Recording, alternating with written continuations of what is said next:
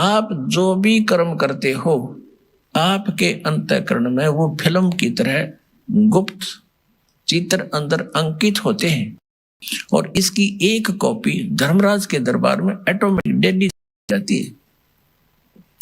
जब आप वहां जाओगे आपकी आरडिक्स वहां तैयार पाओगी और ला के कंप्यूटर में और आपको खड़ा कर देंगे सामने, अब देख तेरे कुक्रम और सुक्रम।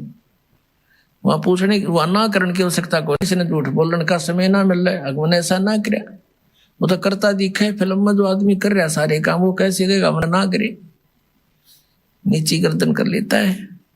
कहते तुमने उस दरगाह का मैल नहीं देखा और धर्मराज के तिल तिल का लेखा, एक एक तिल का, चिट्टी पायल बाजे पैर साहेब सुनता है सब लहर। यदि हम सोच भी गलत करते हैं किसी के बारे में वो भी अंकित होती है। हम सोच भी अच्छी बनाते हैं, भला करने की ना कर सकते हैं, दान करने की सोच करते हैं नहीं कर पाते हैं, उसकी भी राहत आपको मिलती है, वो भी गुड अकाउंट में होता है। और करना तो पड़ेगा ही पड़ेगा, लेकिन सोच है वो भी अच्छा अकाउंट है। और सोच बुरी रखते हो, किसी के बुरा करना चाहते हो तो वह भी लिखी पाओगे आपकी। तो परमात्मा कहते तुम इसलिए यहाँ गलती करके फंसे रहते हो, तुमने उस परमात्मा के न्याय स्थल को देखा नहीं है जहां पर एक एक नए पैसे का अकाउंट आपने पूरा करना पड़ेगा। जो किसी का बुरा किया है, किसी का लिया है, दिया है, वह पूरा करना पड़ेगा तुमने। तो उसके लिए अब हम आपको एक परंपरा बताते हैं। ये ना समझना कि नियम सख्त है, ये बहुत आसान नियम बना दिया आपके। किसी से पैसे लेते हो फिर उसका देना पड़ेगा, ये कोई बड़कों का खेल है। जैसे कोई रिश्वत लेता है या किसी और 2 नंबर से बकवाद करके किसी से ठग लेता है, वो पैसे उसने देने पड़ेंगे। इसमें ना किसी और जन्म में वो दामाद बन के ले जाएगा और खुश होकर देने पड़ेंगे और कई गुना हो जाएंगे तब तक। तो सिर में दर्द करने की आवश्यकता नहीं है, ये बिना ज्ञान के हम ऐसा करें। इसलिए अब क्या है, जैसे हमारे उलझे संस्कार तो ढेर हैं अभी पिछले भी, ये तो समाप्त हो ही नहीं सकते। यदि ये विधान हम माने इन अज्ञानियों का कि प्रारब्ध कर्म और संचित कर्म जितने भी हैं ये तो भोगने ही पड़ते हैं, और फिर मोक्ष कैसे होगा, अंत कैसे होगा, ये हमारा आपस का संस्कार अंत नहीं होगा तब तक हम मुक्त नहीं हो सकते, फ्री नहीं हो सकते। उसके लिए परमात्मा ने विधान बताया है कि एक ऐसा मंत्र दूंगा, उस मंत्र की कमाई से आपके पुण्यों का तो ढेर लग जाएगा और जो पाप आपके होंगे उनको मैं कैंसिल करूंगा अपने कोटे ते, अपनी ताकत है, आपकी श्रद्धा देख के, आपकी आस्था देख के। कहते हैं जब ही सतनाम हृदय धरो भयो पाप को नाश, और जैसे चिंगारी अग्नि की भाई पड़े पुराने घास, तो 1000 टन सूखा घास पड़ा हो और उसमें एक माचिस की सीख जला कर लगा दे, सारे को फूक करके ढेर बना देगी, राख बना देगी और चलेगी तेज हवा, उसको उठाकर कहीं की कहीं फेंक का होगी, फील्ड क्लियर हो जाएगा। तो कहते हैं जैसे सूरज के आगे बदरा ऐसे कर्म छयारे, और प्रेम की पवन करे चित मंजन झलके तेज नयारे। आत्मा और परमात्मा के बीच में आपके इन पाप कर्मों का के बादल छा गए, इनको प्रेम की पवन और करे चित मंजन झलके तेज नयारे। जैसे सूरज के आगे बादल ऐसे कर्म छयारे, और प्रेम की पवन करे चित मंजन फिर झलके तेज नयारे। एक मंत्र दिया जाएगा आपको, आपके पापों का नाश करेगा। आपके जो पाप नाश हो जाएंगे, आपके हृदय में एक विशेष कसक बनेगी। भगवान की चर्चा सुनते ही, प्रारंभ होते ही, उसका नाम शुरू होते ही, कहीं पर भी चर्चा सुनते हो तो एकदम गदगद आत्मा होगी, आंखों से आंसू टपकने लग जाएंगे। तो वो प्रेम की पवन है, प्रेम की हवा चल पड़ी और फिर वो साफ कर देगी आपके दुर्गुणों को, और संचित अपराध है उनको भी, और प्रारब्ध वाले कर्मों को भी ये मंत्र नाश करेगा। तो कहते हैं इस प्रकार। तो यहां जो हम अपना जो संस्कार है अब आपके जिसके भी जैसे हैं, अब इसको परमात्मा यही निमटा देगा आपके। जैसे अब हम करने परमात्मा के आदेश से होगा बच्चों, जीव के बस का नहीं है। कबीर भगवान की रजा बिना ना तो समाज सुधार हो सकता। ये समाज सुधार का ठेकेदार बताया करते, समाज सुधारक देखा करते, मैं ऋषि दानंद जैसे, वो जैसा विकारी प्राणी नहीं था, और हम उनसे आशा करते थे कि वो समाज सुधार करेंगे। भांग वो पीता था, तम्बाकू सूंगा तम्बाकू खावे और हुक्का पीवे, नंगा रहे, अबरक भस्म खावे और चाय पीवे 150 वर्ष पहले। तो कहने का भाव ये है किसी जीव का दोष नहीं, यू काल किसी के पंजे नहीं टकने देता। ऋषि में ऋषि फेल कर दिए, विश्वामित्र जैसे राजा था विश्वामित्र, राज त्याग कर जंगल में जा बैठा, घोर तपस्या करने, रास्ता था नहीं इनके पास, परमात्मा का साथ नहीं, काल इसके इनके इर्द गिर्द रहता है, इनकी बकवाद को तुरंत खराब करने के लिए साधना कर रहा था। ऊपर तो एक उर्वशी भेज दी औरत खूबसूरत, वह वहां इधर उधर बैठ कर लग गई अदाएं करने। विश्वामित्र छोड़ दिया सारा भक्ति भक्ति, उसका पीछा हो लिया। एक लड़की को जन्म देकर पटक कर उसके बारने आ गए। 6 महीने की होली जब पकड़ रही सी तेरे लड़की को, और अब तेरा और मेरा इतना मतीस से काम आई थी बता। मन के मारे बन गए बन तज मस्ती, माँ कह कबीर के करूं यो मन तब माने ना। जंगल में टिंडे लेने गया था घर छोड़ कर, और यो काम करना था ते। अकल है तो यू काल ना टिकने देता, ये जीव के बस की बात नहीं। ये तो परमात्मा साथ रहेगा, काल को दूर रखेगा, दुर्बुद्धि से बचाएगा। ऐसे ही इन महर्षियों ने कोशिश की समाज सुधारण की, लेकिन खुद देना सुधर सके और उनके खाक सुधारेंगे तो इनके बस की बात नहीं थी। ये काल इतना प्रबल है, ये तो कहते हैं काल डरे करतार से, जय जय जय जगदीश, ये जोरा जोड़ी जाड़ता पगरज डरे से। कहते हैं काल डरे करतार से और जय जय जय जगदीश, और जोरा यानी मौत परमात्मा के जूते साफ करती है, और पगरज डारे शीश, कबीर परमात्मा के आगे कहते हैं ये मौत और ये काल है, उसके आगे करबद्ध हाथ जोड़कर खड़ा रहता है।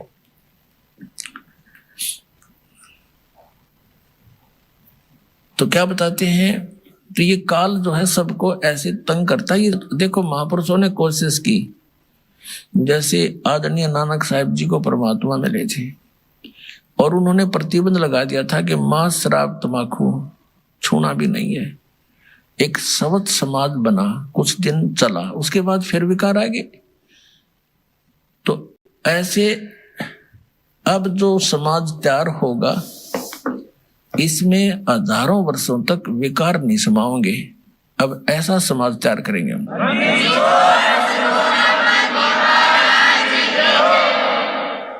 बीड़ी, मांस, तम्बाकू, शराब, सुल्फा, बुकी, ये जो बुराइयां हैं ये समाज से ग्रहण की और काल ने लगवाई, क्योंकि इसने करवाना है ये ऐसा कर्म अपना टेस्ट बनाने के लिए।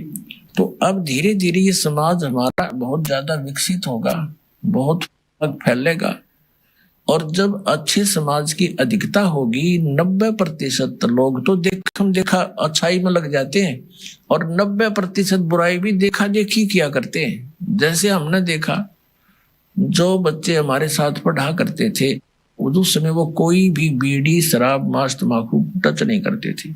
जब उनको नौकरी मिल गई वहां देखा लंबी सिगरेट लाकर और नो करें, वो भी देखा लागे करने, तो वो बुराई शराब भी शुरू कर दी और वो सिगरेट बीड़ी भी शुरू कर दी। वो बुराई देखा देखी सीखी, उनकी कोई ट्रेनिंग थोड़ी है। तो ऐसे ही हम देखा देखी बुराई पर जो लगे थे अब उसको छोड़ेंगे, और इस ज्ञान के आधार से इतना दृढ़ हो जाएंगे, हमने विष दिखाई देगा रिश्वत लेना या दहेज लेना और देना। अब ये दहेज क्या है, अपनी बेटी पर भार लादना है, और जो लेने वाला है वो अपने सिर पे वजन रखेगा तो अब परमात्मा क्या करेगा कि आपके ये संस्कारों को निमटाएगा। जैसे अब प्रारंभ कर दिया है परमात्मा की दया से, बुद्धिमान पुण्यात्माएं हैं, भगत हैं, वो समझने भी लगे दास के इस उद्देश्य को। तो वो क्या करते हैं, सिंपल वे से अपने बेटा और बेटियों को लाते हैं और सिंपल एक रमणीय परमात्मा की महिमा का गुणगान करते हैं, बच्चों को बैठा करके। उस परम पिता के मुख से बोली वाणी है ये, और इससे बच्चों के संस्कार जुड़ते हैं।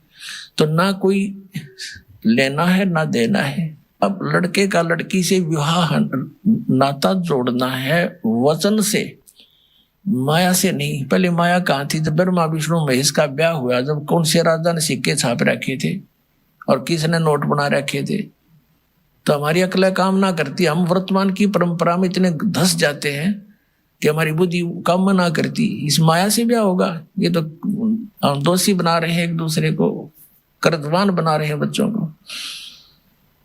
तो फिर ये जो संस्कार आपके आपस के थे परमात्मा खत्म कर देगा, यही फिनिश कर देगा, आपके आगे नहीं बढ़ने देगा। आगे बढ़ाओगे तो फिर सारे नियम तोड़ के बढ़ाओगे, फिर आपकी भक्ति भी जाएगी, संस्कार फिर नए सिरे से शुरू हो जाएंगे, यही धक्के खाओगे, भटकते रहोगे। अब ये समय है यहाँ से निकलने का। तो जो दास आपको बता रहा था, अब परमात्मा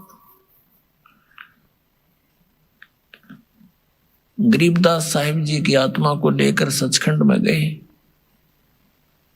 वहां जाकर क्या देखा कि अन्य रूप में परमात्मा एक सिंहासन के ऊपर बैठे हैं और सुंदर शरीर है। एक रोमकूप में करोड़ सूर्य करोड़ चंद्रमा मिला दे इतनी रोशनी है परमात्मा की, मनुष्य दृश्य है, निराकार है। अब प्रसंग यहां से चला था कि ये राधा स्वामी पंथ, जय गुरुदेव पंथ, सत्ता सौदा सिरसा वाले का पंथ, या और भी किससे तो बात कर लो, सब ये कहते हैं परमात्मा निराकार है। चाहे कोई राम कृष्ण का पुजारी है और विष्णु जी की मूर्ति रखे, हम भी ऐसे ही करते थे। फिर पूछते थे कि भगवान कैसा है? कि परमात्मा तो निराकार है, वो तो दिखाई थोड़ा देता है, उसका तो प्रकाश प्रकाश दिखता है। फिर श्री विष्णु जी की मूर्ति किस लिए रखी? जब भगवान निराकार है तो विष्णु जी क्या है? तो हमारा ज्ञान कोई आधारित नहीं था। हमारा जो ज्ञान है ये विचलित था, निराधार था। अब जैसे गीता जी अध्याय नंबर 2 के श्लोक नंबर 53 में 53 में कहा कि जिसमें तेरी बुद्धि भिन्न भिन्न प्रकार के भ्रमित करने वाले वचनों से हटकर एक परमात्म तत्व के तत्व ज्ञान पर स्थिर होगी, तब तो तू योग को प्राप्त होगा, तब तो तेरे में भगत के लक्षण आवेंगे, तू योगी बनेगा, भगत बनेगा। तो दास आपको ये भिन्न भिन्न प्रकार के भ्रमित करने वाले वचनों से हटाकर और उस एक तत्व ज्ञान पर स्थिर करना चाहता है। उसके लिए आप जी को सभी धर्मों के धर्म ग्रंथ आपके रूबरू करता है ये दास, और जो उस धर्म के धर्मी वर्तमान के जो प्रवक्ता हैं, वचन करता है, या अब से कुछ 100-200 वर्ष पहले तक के आ रहे हैं, जो अपना अनुभव बना करके, जो उन्होंने सारे जीवन में जैसा भगवान को जाना, सदग्रंथों को जाना, अपना अनुभव वो अलग से बनाकर चले गए पुस्तक, और उनके अनुयायी उनके द्वारा अनुभव की पुस्तक को ये मानकर ग्रहण किए हुए हैं कि ये सदग्रंथों से मेल खाती है, क्योंकि उन पुस्तकों में उन्हीं महापुरुषों और सदग्रंथों के नाम लिखे हैं कि उन्हीं से भी हमने ये जाना और स्वयं अनुभव भी ऐसा किया। तो दास ने उन सभी के अनुभव की पुस्तकें, उनके अनुभव के प्रवचन, जैसा कि टीवी वादी के माध्यम से, सीडी के माध्यम से, मीडिया के माध्यम से उन्होंने अपना जो प्रवचन कर रखे हैं, ज्ञान जनता में बांट रखा है, वो सारा आपके रूबरू कर दिया कि ये तो ये बताए हैं। और दास ने ऐसा अनुभव किया है, और जो वेदों से मेल खाता है, और सभी महापुरुषों को जिनको परमात्मा मिले उन्होंने जो बताया वो भी दास का मेल खाता, इनका नहीं खाता। तो इससे उनको रिजेक्ट कर दो, तो उस गलत अनुभव को, गलत ज्ञान को, शास्त्र विरुद्ध ज्ञान को त्याग के और शास्त्र विरुद्ध साधना को त्याग कर शास्त्र अनुकूल साधना ग्रहण करो। ये सारा कुछ प्रयत्न करके निष्कर्ष यही निकालता है दास कि आप उन सभी को त्याग कर, जो आपकी दिशा ठीक नहीं थी, वो शास्त्र ठीक नहीं थे, उनके अनुभव ठीक नहीं थे, वो संत अनुभवहीन थे, उनको परमात्मा प्राप्त हुई नहीं। जिनको तुम परम धनी मानकर, महर्षि मानकर, आचार्य मानकर, शंकराचार्य मानकर उनके चिपके हुए हो, उनके पास यथार्थ आध्यात्मिक मार्ग नहीं है। आपका जीवन नाश हो रहा है और ये प्रमाण प्रूफ देख लो। और इतना कुछ देख कर भी जो नहीं मानता है, उसके लिए परमात्मा कहते हैं वो चातुर प्राणी तो चोर हैं, जो अटपट करके दुनिया ने पीछे लगाए बैठे हैं। कहते हैं चातुर प्राणी चोर हैं, ये मूड मुग्ध हैं, ठोठ। इतना ज्ञान देखकर, प्रमाण देखकर भी उनके चिपके बैठे हैं, वो है मूड ठोठ, बिना अकल के। और वो संतों के नहीं काम के, उनको दो गल जोट। तो परमात्मा कहते हैं कि वो फिर हमारे काम के भी कोई नहीं, वो वहीं मरे रहो, फिर और क्या इलाज है उनका। इतने प्रमाण देखकर और फिर विष खाने की तैयारी में, तो या तो वो नशे में है या कति मूढ़मती। फिर क्या बताते हैं कि जानबूझ साची तजय। एक भक्त ने अपने गुरु को कहा कि गुरुदेव आप संत हैं, और संत वही हो जो सच्ची बोले। पहले तो उसने उसको तैयार किया नो विवश करने को कि ये कदे अटपट ना कर जा। और भगत भगवान के मार्ग में झूठ बोलो, भगत कैसा है? कहाँ बेटा बच्चा ऐसा ही है कि आप अपनी आत्मा से बताइए, जो पुस्तक ये मैंने पढ़ी है और ये आपके अनुभव के विपरीत है, या सच्ची है या झूठी। तो उसने कहा भाई तेरे को सच्ची लगती होगी तू ग्रहण कर ले, मैं तुझे बाधा थोड़ा ही कर रहा हूं, मुझे तो अच्छी लगती नहीं। तो उनको कहते हैं जानबूझ साची तजय और झूठते ने ताकि संगत है प्रभु सोपन में बना दे। इसे दुष्ट के दर्शन में नहीं करे, सपने में भी जानबूझ कर। किस लिए? सिर्फ अपनी वो मेहनता ही ना छूटे, और कलगदा बनेगा वह मेहनता ही वहां छूटेगी, फिर मारेगा कट में लठ कुमार, डायमंड का बोरा कब्र पर होगा। तो हमने जो भी संत महंत आचार्य ऋषि महर्षि शंकराचार्य संत हैं, ये सभी परमात्मा के लिए ही निकले हैं। अभी तक तो चलो जैसा भी हम धोखे में थे, संत भी थे और भगत भी थे। अब इस दास ने कति क्लियर कर दिया। अब इन संत महंतों ने या तो ये बताना चाहिए रामपाल झूठ बोल रहे हैं, एक पॉइंट गलत सिद्ध कर दो मेरा, और नहीं तो अपना कल्याण कराओ। आओ मान बढ़ाई क्या है इसमें?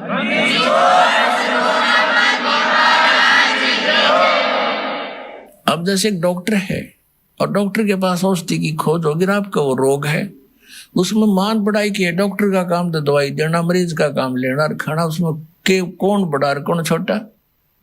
डॉक्टर डॉक्टर ही है, दवाई उसने देनी है क्योंकि उसको मिल गई है। तो दास के पास इस जन्म मरण के दीर्घ रोग को नाश करने की वो यथार्थ औषधि, यथार्थ मंत्र हैं, जो आज तक ना ब्रह्मा जी को प्राप्त हुए, ना विष्णु जी को, ना शिव जी को। वो दास के पास उपलब्ध।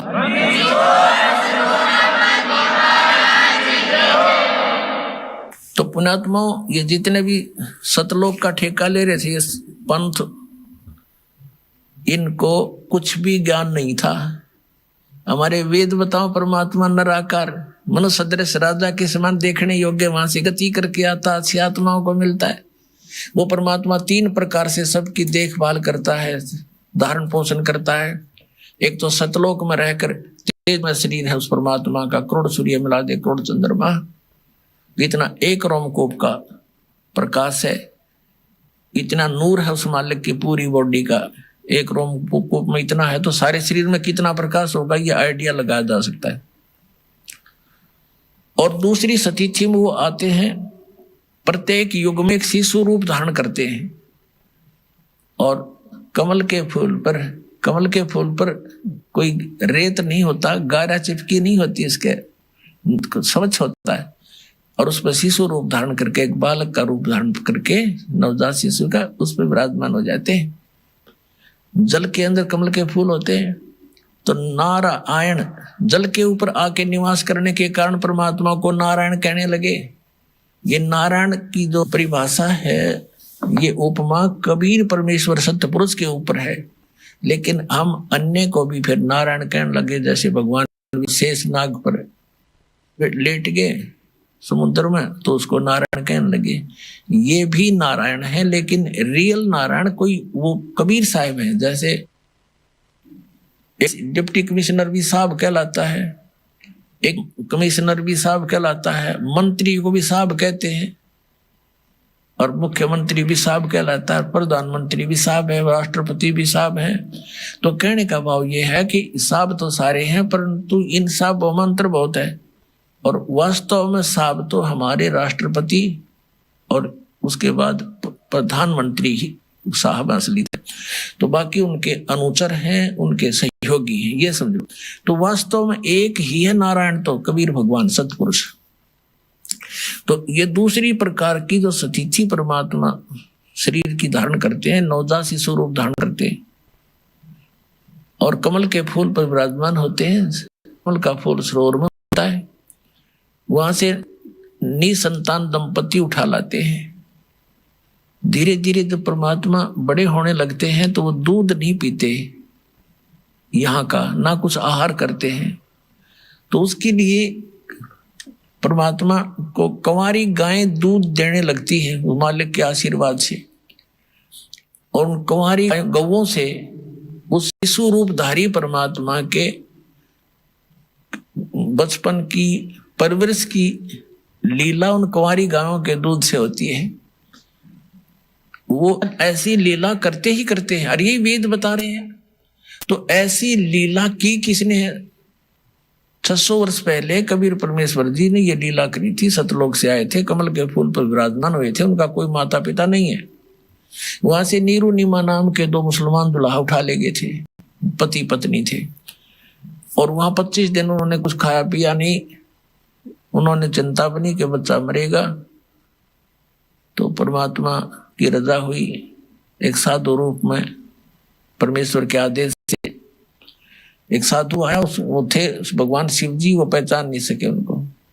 उन्होंने बताया कि कुंवारी कबीर परमात्मा को गोदी में लिया शिव जी ने संत रूप में। तो परमात्मा बोले थे कि कहो, नवजात शिशु 25 दिन के बालक बोले कि महाराज जी इनको कह दो एक कुंवारी गाय ले आवे और उसको वो दूध देगी, आप थपकी लगा देना, उसके कमर पर आशीर्वाद देना। ऐसा ही किया गया। वो कुंवारी गाय दूध देने लगी, कबीर परमात्मा पिया करते थे। ऋग्वेद मंडल नंबर 9 सूक्त नंबर 1 मंत्र नंबर 8 और 9 में यह सतिथि बताई है कि सर्व उत्पादक प्रभु, सब पापों का नाश करने वाला, वो 3 प्रकार से की शरीर की सतिथि से हम सबका धारण पोषण करता है। तो दूसरे प्रकार की ये सतिथि, ये नवजात शिशु रूप धारण करके आते हैं।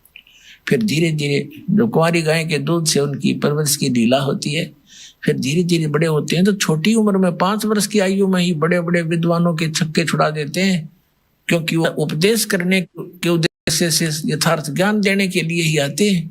600 वर्ष पहले परमात्मा आए थे, 120 वर्ष तक ये रहे और ये लीला करके चले गए थे। ये तत्व ज्ञान का प्रचार कर गए थे, और आदरणीय दास साहिब जी ने लिपिबद्ध करके कबीर वाणी, कबीर सागर, कबीर बीजक ये ग्रंथ बनाए थे। वो आज दास के पास उपलब्ध हैं। उनके रहस्य को भी परमात्मा ने दास को ही समझाया है।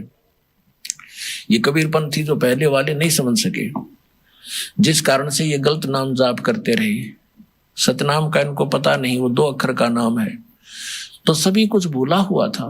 तो तीसरी जो सतिथि है उनके शरीर की, तीसरी वो भी आ जाते हैं, साधु संत रूप में प्रकट हो जाते हैं। ऋषि, जैसे पहले ऋषि परंपराएं थी सतयुग त्रेता द्वापर तक, तो ऋषि रूप में आते थे, ऋषि कहलाते थे।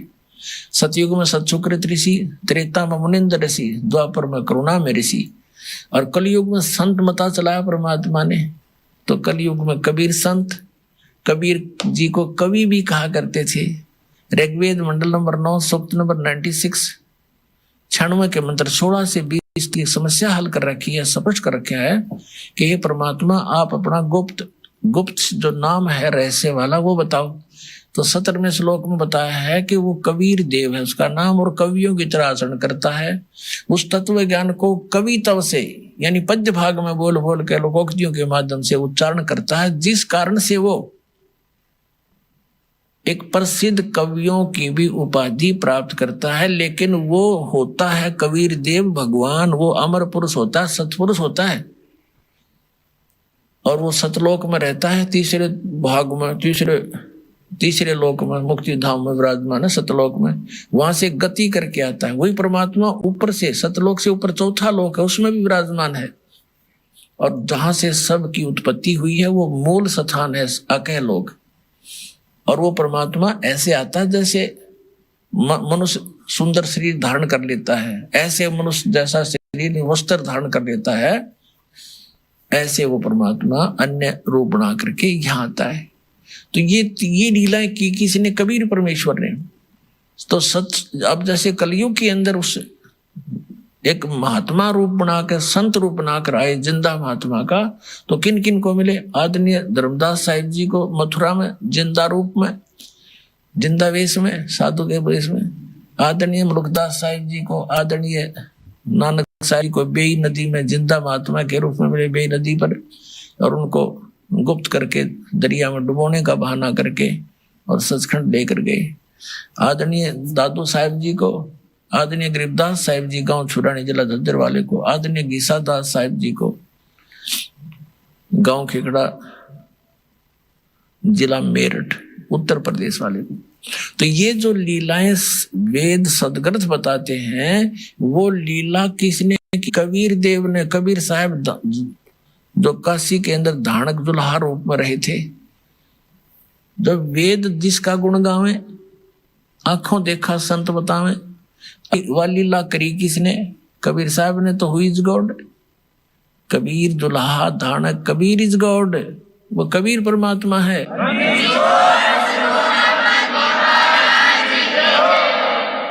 जो प्रसंग चल रहा था कि नकली पंथों ने जो काल के चलाए हुए हैं, काल ने कहा था 12 पंथ करूं मैं साजा, नाम तुम्हारा ले करूं आवाजा। 12 पंथ नाम जो ले ही, मेरे मुख में आन समोई। और अनेक पंथ चलाऊं, या विद जीवों को भरमाऊं। जाओ जोग जीत संसारा, जीव न माने कहा तुम्हारा। जीव तुम्हारा कहा न माने, हमारी ओढ़ हो बाद बखाने। और वो है भगवान आए कबीर साहब, उद्मस्तार दिया नकली ऋषि में, ऋषि आचार्य और शंकराचार्य और इनके चेलिया ने। ऐसा जुल्म ढाया था भगवान के ऊपर, पूछो मत। अगर वो कहानी आपको सुनाने लग जाए तो आंखों से आंसू नहीं सूखे। दास की तो सूखती नहीं, क्योंकि इसे परिचित हो गया, क्योंकि उस संघर्ष से दास भी आगे बढ़ रहा है, उसी में से गुजर रहा है। तो क्योंकि उसमें जनता अशिक्षित थी, श्रद्धालु अशिक्षित थे। एक संस्कृत भाषा के जानने वालों को महर्षि और महापुरुष की पदवी दे दी गई थी हमारे द्वारा। अब परमात्मा ने पहले यह दया बख्शी कि अपने बच्चों को अक्षर ज्ञान कराया, और अब वो तत्व ज्ञान जो भगवान ने 600 वर्ष पहले बोला था, दास ने उन सदग्रंथों से मेल करके दिखा दिया कि जिसको ये अनपढ़ अशिक्षित कहा करते थे। एक जुल्हा धानक कवि मान के जिसकी फाइल बंद कर रखी थी, वो पूर्ण परमात्मा है। 6 वर्ष पहले वेद और गीता और शास्त्रों वाला ज्ञान उन्होंने वर्बली बोल रखा है। धर्मदास जी ने लिख रखा है सिंपल लैंग्वेज में, और वही वेद पुराण गीता बताते हैं। तो कौन है भगवान? तुम संस्कृत के जानने वालों को आज तक नहीं पता है गुड रहस्यों का, और 600 वर्ष पहले बता के गए हुए हैं। तो वो खुद परमात्मा है।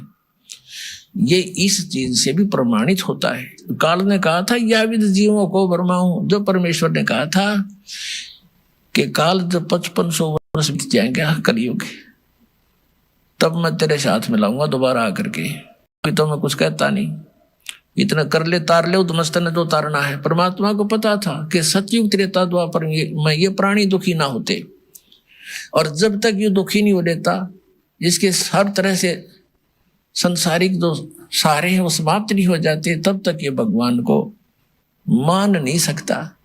अब जैसे सतयुग के अंदर पुनकर्मी प्राणी जन्म लेते हैं, लाख वर्ष की आयु होती है मनुष्य की, और सब हरे भरे सब फलदार वृक्ष लदपद रहते हैं, सभी झाड़ी झंखाड़ फलों से। और जो पुण्यकर्मी प्राणी है वो भक्ति से ही तो पुण्यकर्मी बने हैं, साधनाओं से। तो इस जन्म में जैसी भी वो साधना कर रहे होते हैं वो उसको सुख तो होता है पूर्व जन्म के प्रारब्ध के कर्मों से, और वो सोच रहा है कि मैं जो साधना कर रहा हूं इससे मुझे लाभ हो रहा है। तो इसलिए परमात्मा की सत भक्ति को 3 युगों में जीवों ने मान्या नहीं।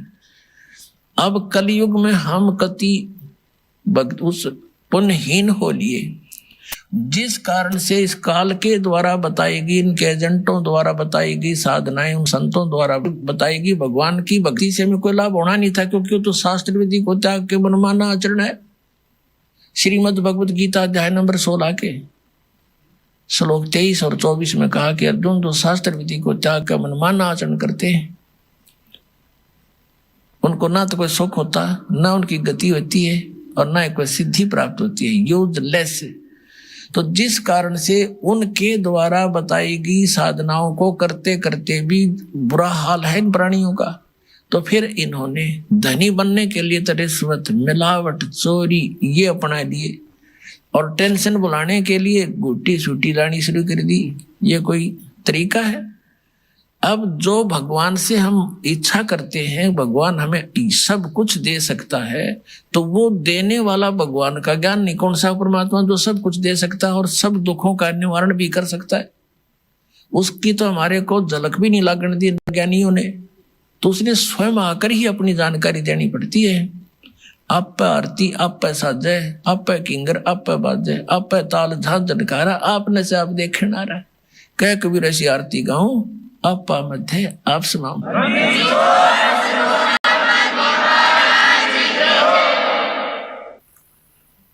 तो उस परमेश्वर ने आकर के स्वयं जानकारी दी, आपको शिक्षित किया।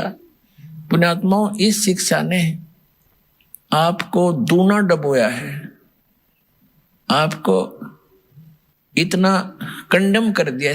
थोड़ी सी शिक्षा पाके कोई अफसर बन गया, उसमें अभिमान का अंत नहीं, मंत्री बन जाए, एमएलए बन जाए, पूछा ना के बन गया, और मुख्यमंत्री बन गया, या कोई अन्य शिक्षा ग्रहण करके अप टू डेट बन के और पता नहीं क्या बन जाता है। तो ये अभिमान आ गया हमारे अंदर, श्रद्धा खत्म होगी, आतिथ्य गया हमारे से, यानी हम चतुर बन गए, कपटी बन गए, माया माया जोड़न में दिन रात स्कीम बनाए जाए। तो इस मालिक को पता था ये विष है इनके लिए, ये शिक्षा, यानी जो शिक्षा अब हमने प्राप्त की है इसका दुरुपयोग किया है। डॉक्टर किस लिए बनता है बच्चा कि घना धन कमाऊं, इंजीनियरिंग किस लिए करता है कोठी काटूं, बनते ही नौकर दूं, IAS IPS किस लिए बनते हैं कि पैसे इकट्ठे करूं, बड़ा कोठी बनाऊं। तो हम पहले ही घुटी वो पी कर चलते हैं और फिर वही काम करते हैं, और वह जोड़ जाड़ का एक मिनट में मृत्यु हो जाती है किसी एक्सीडेंट में, कोई रोग से हो रहा। छल लिया ना, जो पुण्य था वो परिवर्तित दूसरे ढंग में बदल दिया, कोठी और इन बैंक बैलेंस में खत्म करवा दिया, और आप खाली करके भेज दिया, लाद कर ढेर सारे पापों से काल। तो इस शिक्षा ने हमें कति कंडेम कर दिया, आपसी भाईचारा रहा नहीं, माँ बाप की कदर रही नहीं, भाई बहन का प्यार रहा नहीं, मुकदमेबाजी रोज करे एक माया के पीछे। तो मालिक नहीं चाहा था इनके ये विष इन तक आने दूं, लेकिन यह मजबूरी थी। इसके बिना परमात्मा ने पता था इस रोग का तो नाश कर देंगे जो बुराई में आएगी इस शिक्षा से। एक बार ये भगवान को पहचान ले, फिर तो परमात्मा के पास ऐसा साबन 1 मिनट में धो देगा सारे ने, मैल भी साफ, ज्ञान भी हट जाएगा, बुराई भी छूट जाएंगी। कौन छुएगा इस विष को? तो इसलिए परमात्मा ने आपको शिक्षित करना पड़ा, अक्षर ज्ञान दिया, वेदों और गीताओं और सभी नकलियों के अनुभव से तुलना करके ही आप उनको छोड़ सकते हो, पहचान सकते हो ओरिजिनल और डुप्लीकेट को। अभी तक हमारे पास ये विकल्प नहीं था कि ये संत कह रहा है यह सच्ची है, यू कह रहा है यह सच्ची है, तीसरा कह रहा है वो सत्य है, या चौथा कहता हुआ सत्य है।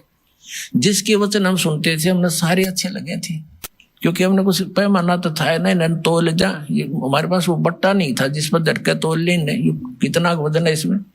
इब दास ने वो दे दिया पैमाना आपको, वो परमात्मा के दिया हुआ ISI मार्ग का, कि इन नाप देंगे। 2 मिनट में नाप दिए सारे सारे कच्चे रे कच्चे, एक नहीं पाया डंका।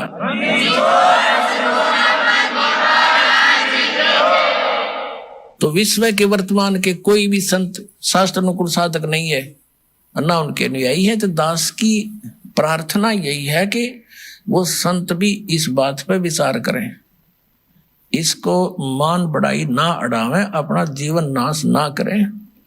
और ये तो इस मार्ग ने तो वो रोक के नहीं सकते, या तो भूल जाना।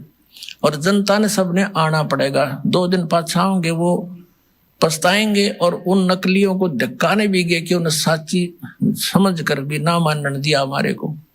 अपने आत्माओं जो टीवी चैनलों पर चल रहा है परमात्मा का ज्ञान, ये कोई हम कोण में बैठ के गीत नहीं गा रहे, विश्व स्तर के चैनल है। और एक चैनल पर कहीं पर भी कोई छोटी सी कोई सूचना आ जाती है तो पूरे विश्व में फैल जाती है। और इसने 3-4 वर्ष हो गए परमात्मा के ज्ञान को चलते को, और कोई बोल के दिखाओ ज्ञान में, वो बकवाद तो करो कैसी, पर ज्ञान को कंडम करके दिखा दो, एक भी पॉइंट परमात्मा के जो दास ने ज्ञान बताया।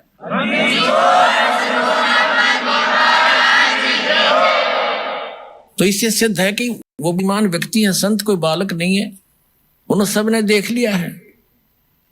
अरीब तो वो यहां रुके हुए हैं कि निम्बण दे जितने निम्ब है। एक पंडित जी था, काशी विद्यापीठ पर टिकाया वो ब्राह्मण। एक राजा ने कोई हवन कराना था, अनुष्ठान कराना था, उसका न्योता दिया। उसको रोजाना 1 रुपया दान दक्षिणा दे देते, वो पाठ करने लग गया। 1 महीने का कराना था। अब उस विद्वान की पत्नी अपना, क्योंकि पैसा मिलने लगने के बाद यू काल फिर अलग से रंग दिखाता है, वह बढ़िया तो कपड़े पहने और गले में अपने बढ़िया जेवरात आभूषण बनवा लिए। तो पानी लेने के लिए, जल लेने के लिए कुएं पे इकट्ठी होया करती बहनें। तो ब्राह्मणों के कुएं अलग होते थे, अन्य जाति वालों के अलग अलग हुआ करते थे। तो सब ब्राह्मणी इकट्ठी होती तो वो पूछती कि ये नए नए आभूषण तू कैसे खरीद रही है।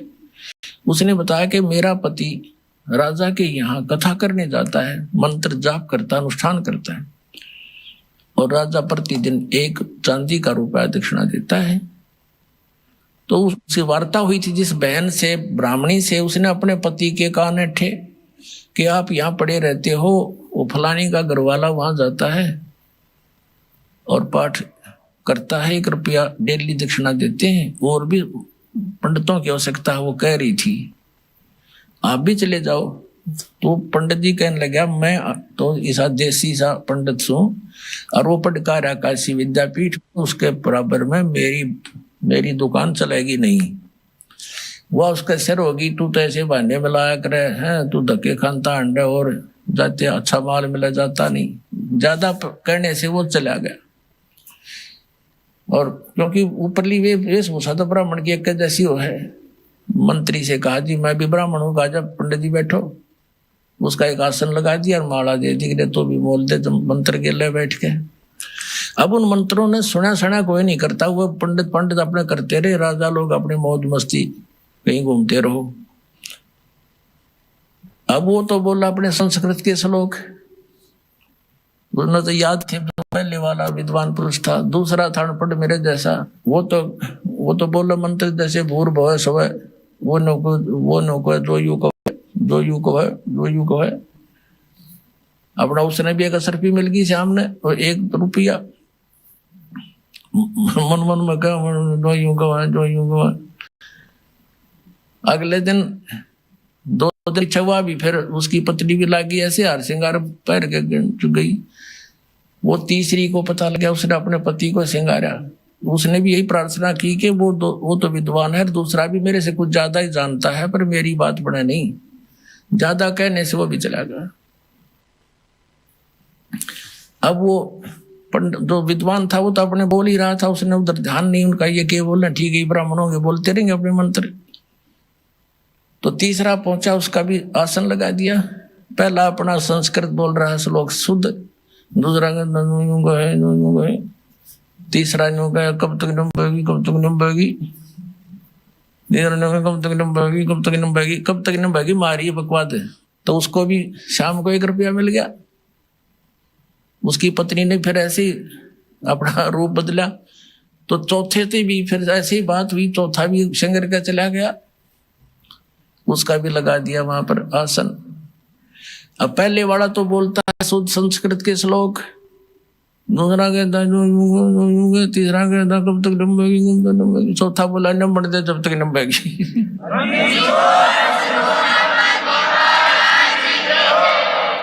तब ये संत न्यू देख रहे हैं नंबर दे जब तक नंबेगी, पर यह भी नंबर को ना, ये भी तो हमने ऑनलाइन रखूंगा जब तक, या तो सारी जनता नहीं जाग लेगी, या तुम खुद नहीं कह दो कि हमारी गाड़ी खराब होली।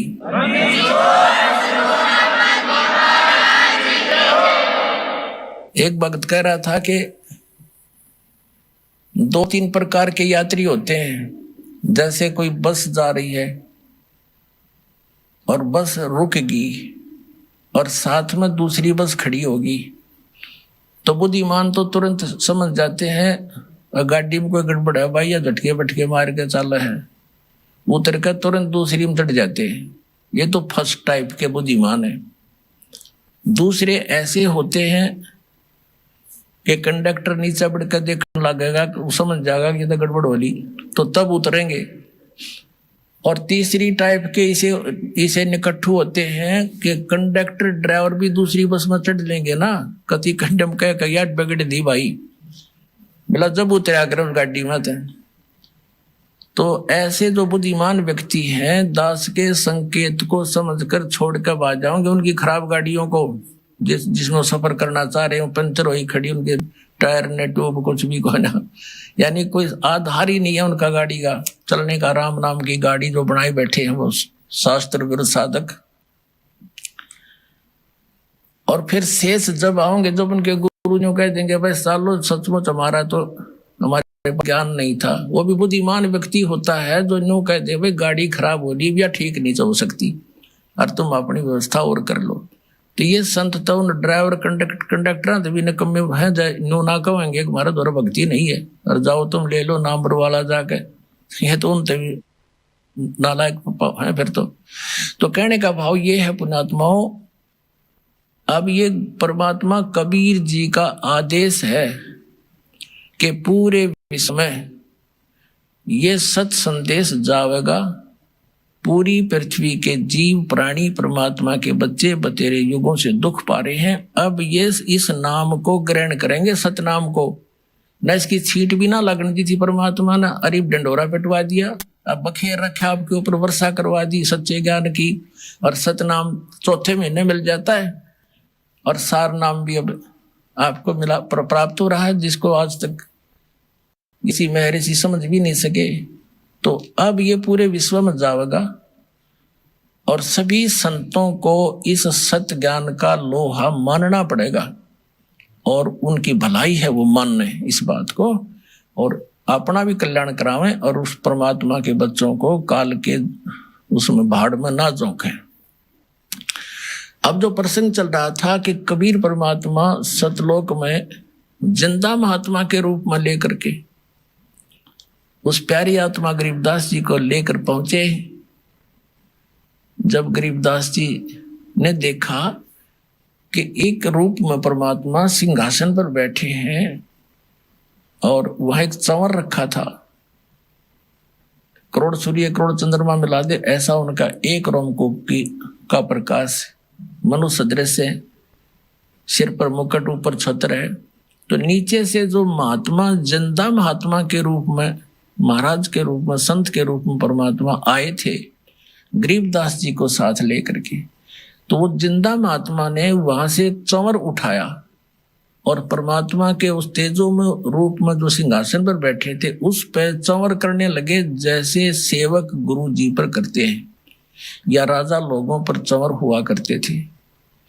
गरीबदास जी ने सोचा कि भगवान तो ये हो गया जो तख्त पर बैठा है, सिंहासन पर बैठा है। तख्त माने सिंहासन ही होता संत भाषा में।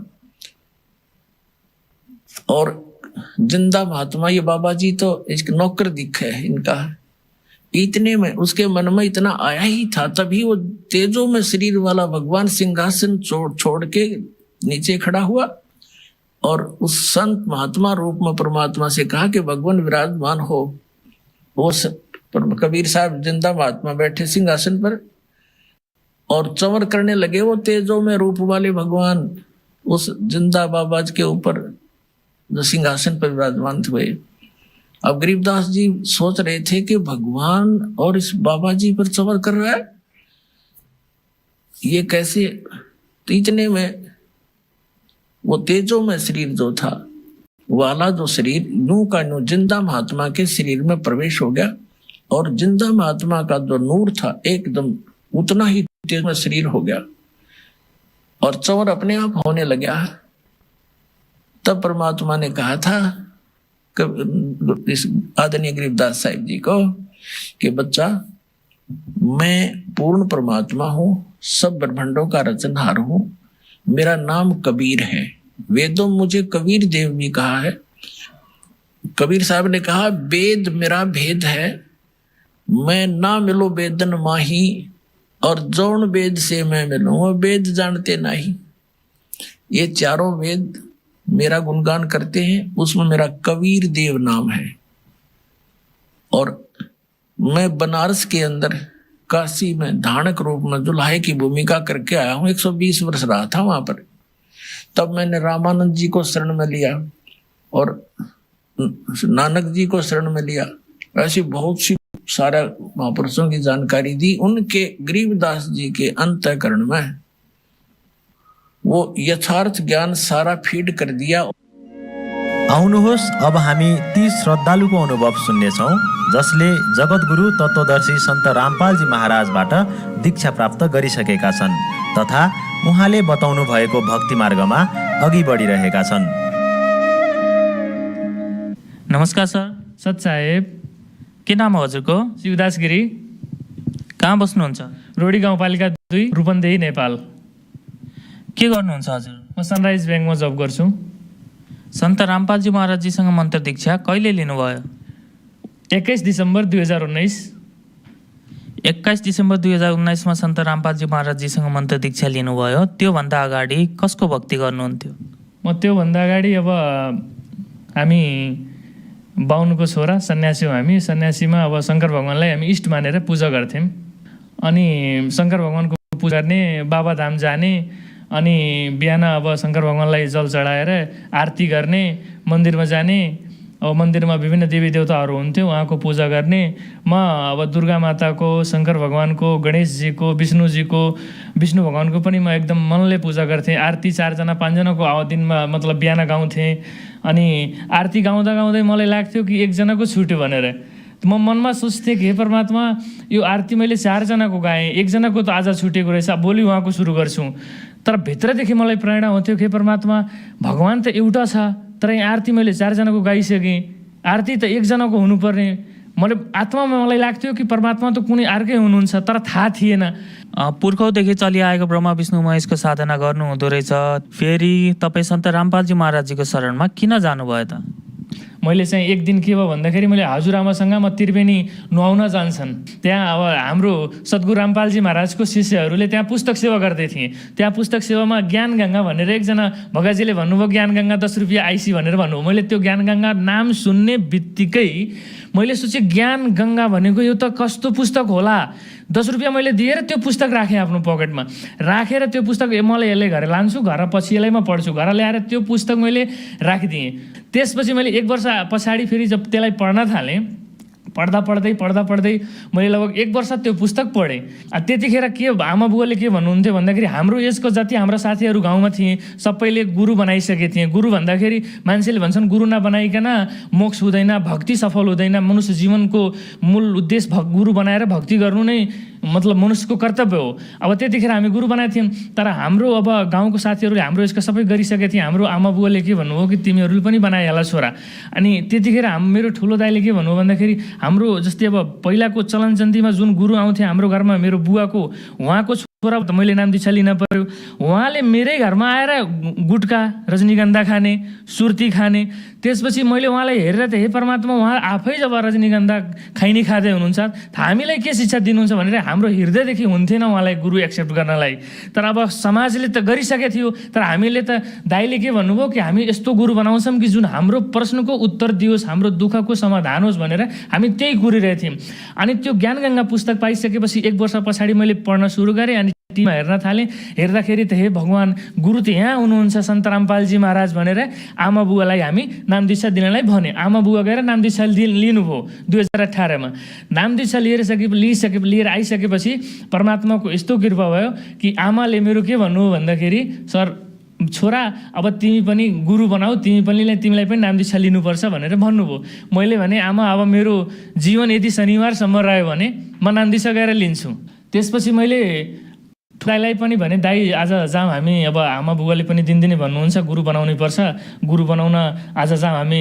हाम्रो आश्रम यहीँ बसन्तपुर आश्रम भैरव आश्रम रहेछ, त्यहाँ हामी म र दाइ, ठुलो भाउजू अनि मेरो श्रीमती हामी गयौँ। दाइ, भाउजू अनि मेरो श्रीमती, म नाम दीक्षा लियौँ। सन्त रामपालजी महाराजजीसँग मन्त्र दीक्षा लिएपछि के फाइदा भयो त हजुरलाई? विगत लगभग 1 वर्षदेखि मेरो यहाँ दुईटै छातीभित्र बिचमा चाहिँ दुखिरहेको थियो मुटु। त्यो दुख्दै अफिसमा पनि एक दिन यस्तो भयो कि सास लिँदाखेरि मलाई एकदमै गाह्रो हुने, मतलब सासै नआउने जस्तो फिलिङ भइरहेको थियो, एकदम दुखिरहेको थियो। अनि मैले त्यहाँ एकजना दिदी हुनुहुन्छ, दिदीलाई भने, दिदीले भन्नुभयो भाइ एकचोटि चेक गराऊ भनेर भन्नुभयो। मैले यो मुटु चेक गराउन एक्सरे सुत्न पर्छ, मलाई बहुत गाह्रो लागे। सोचेँ हे परमात्मा, अब के गरौँ, म एकदमै गाह्रो भएछ मलाई, अब कसरी यो सन्चो हुन्छ, औषधि गराउन पर्यो, कहाँ दौड्नु पर्छ। सद्गुरु रामपालजी महाराजबाट जब मैले नाम दीक्षा लिएँ, नाम दीक्षा लिएर आइसकेपछि हेर्नुहोस् है, परमात्माको यस्तो कृपा भयो कि मैले 15 दिनमा त्यो नाम परमात्माले दिएको, गुरुजीले सद्गुरु रामपालजी महाराजले नाम दिएको नाम दीक्षामा मेरो दुखाइ विगत 1 वर्षसम्म दुखेको त्यो मेरो भित्र मुटु दुखेको मुटु 15 दिन मैले नाम मन्त्र जाप गर्दाखेरि त्यो मेरो दुखाइ कहाँ गयो। अहिलेसम्म त्यो मेरो दुखाइ छँदै छैन। म एकदम पूर्ण रूपले स्वस्थ छु, मलाई कुनै किसिमको प्रब्लम छैन। अरू लाभ कि त्यो आमाको टाउको औषधि खाएर पनि सन्चो हुन्थेन। 500 mg को औषधि खानुहुन्थ्यो आमाले, तर त्यो सन्चो हुन्थ्यो। त्यसलाई कपडाले अथवा त्यो रस्सीले बाँध्न पर्थ्यो टाउको, यस्तो दुख्थ्यो त्यो टाउको। तर आज सद्गुरु रामपालजी महाराजको कृपाले त्यो टाउको दुखेको कहाँ गयो। आज मेरो घरमा मालिकको कृपाले, सद्गुरु रामपालजी महाराजको दया आशीर्वादले मेरो घरमा 5 रुपियाँको पनि हामी औषधि ल्याउँदैनौँ हजुर। मैले जो सोचिरहेको थिएँ पहिला मालिकको शरणमा आउनुभन्दा पहिला, गुरुदेवको शरणमा आउनुभन्दा पहिला, आज परमात्माको सद्गुरु रामपालजी महाराजको कृपाले त्यही भइरहेछ। आज कुन किसिमको औषधि खानु पर्दैन। परमात्माले एकदमै दया गर्नुभएछ, सद्गुरु रामपालजी महाराजले एकदमै दया गर्नुभएछ।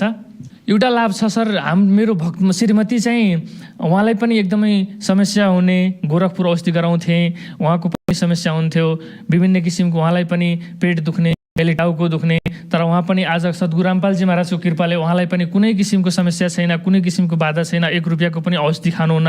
उहाँ पनि एकदमै स्वस्थ हुनुहुन्छ, कुनै पनि किसिमको समस्या छैन। उहाँको यो औँलाको कुनामा चाहिँ एउटा चाहिँ पिलो जस्तो हुन्थ्यो, त्यो पिलोले जति औषधि गराए पनि सन्चो नहुने त्यस्तो रहेछ।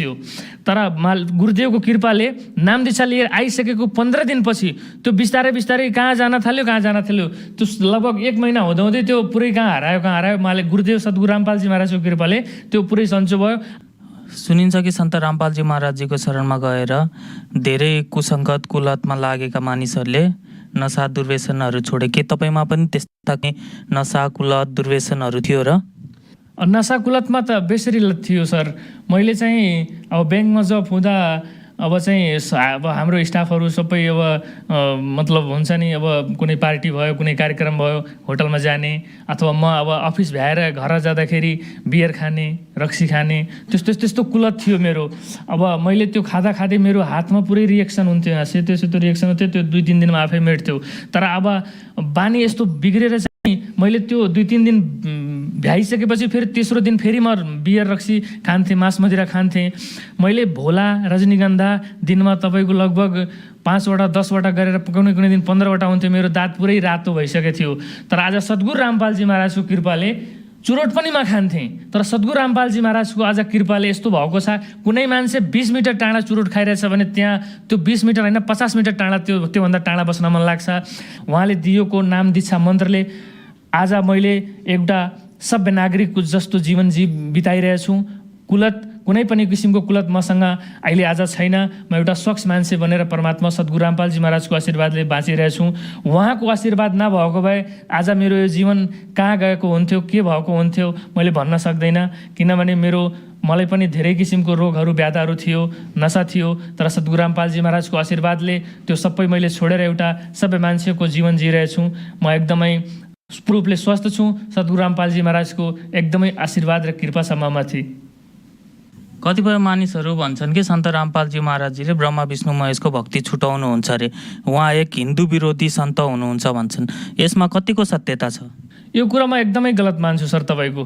किन भन्दाखेरि जुन मान्छेलाई थाहै छैन सद्गुरु रामपालजी महाराजले के भन्दै हुनुहुन्छ, उहाँले त भन्न त त्यो सुहाउँदैन।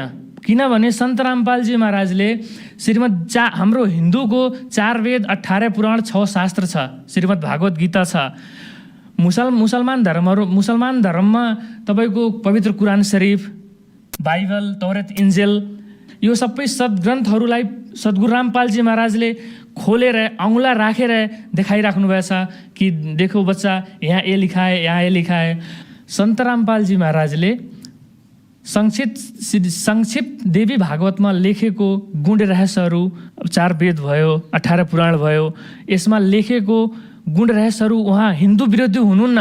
उहाँ चाहिँ सद्गुरु रामपालजी महाराजले कुनै पनि विरोध गर्नुभएको छैन। हाम्रो सद्ग्रन्थहरूमा लुकेको गुण रहस्यलाई उहाँले खोलेर देखाउँदै हुनुहुन्छ कि हेर्नुहोस् यहाँ यो लेखेको छ, यहाँ यो लेखेको छ। उहाँले त त्यो गुण रहस्यलाई देखाएर हामीलाई सद्भक्ति दिँदै हुनुहुन्छ। उहाँ हाम्रो विरोधी हुनुहुन्न। उहाँको ज्ञान जुन मान्छेले बुझ्छ, जुन मान्छेले हेर्छ, त्यो मान्छेले त उहाँसँग एकदमै छिटोभन्दा छिटो गएर नाम दीक्षा लिन्छ, आफ्नो मानव जीवन कल्याण गराउँछ। सन्त रामपालजी महाराजजीसँग मन्त्र दीक्षा लिन तपाईँहरू जस्तै ब्राह्मण समुदायका या गिरी समुदायका ठुला जातिहरूले मात्र लिन मिल्छ कि जुनसुकै जातिका व्यक्तिहरूले पनि उहाँसँग मन्त्र दीक्षा लिन चाहेमा लिन सक्छन्? सद्गुरु रामपालजी महाराजबाट नाम दीक्षा लिनको लागि कुनै जाति मजहबको जरुरी छैन। हामी सबै सद्गुरु रामपालजी महाराजले भन्नुहुन्छ हामी सबै एक भगवानको सन्तान हौँ। हामीले सन्त रामपालजी महाराजसँग नाम दीक्षा लिन सक्न पाउँछौँ। कुनै पनि किसिमको दिक्कत छैन कि हामी ब्राह्मणै जन्म लिनुपर्छ अथवा कुनै जातिमा जन्म लिएर मात्र भक्ति गर्न पाउँछौँ भन्ने छैन। किनभने हाम्रो सद्गुरु रामपालजीले सबै ग्रन्थ र वेद पुराण सबै खोलेर देखाउनु भएको छ। कुनै पनि छोटो सानो त्यो जाति साथी सबै झुठो। परमात्मासँग सद्गुरु रामपालजी महाराजसँग नाम दीक्षा लिनलाई जुनसुकै जाति होस् त्यो नाम दीक्षा लिएर मोक्ष प्राप्त गर्न सक्छ। सन्त रामपालजी महाराजजीसँग मन्त्र प्राप्त गर्न सकिन्छ?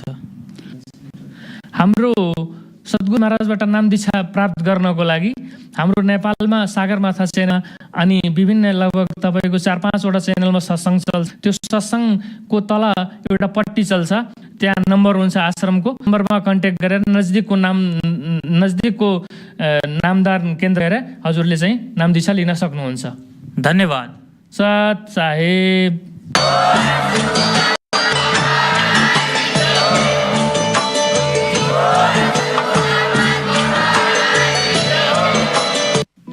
आप सुन रहे थे जगत गुरु तत्वदर्शी संत रामपाल जी महाराज के मंगल प्रवचन।